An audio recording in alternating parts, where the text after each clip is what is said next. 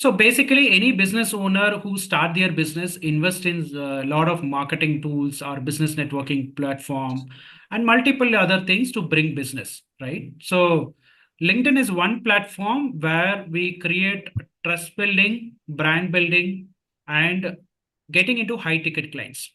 Okay. Now, only when we work with higher ticket clients where we can increase our own margin. Okay. Otherwise, we keep revolving in the same set of profit margin, which is not increasing.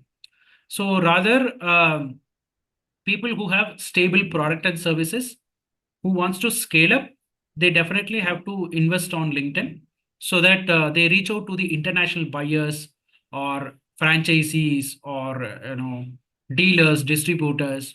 For them, it will be a right platform.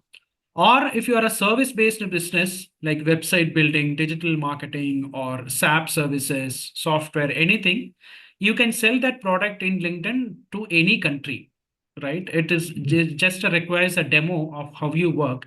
And instead of working with Indian clients, you can work with Dubai clients or UK, US clients where they provide higher margin.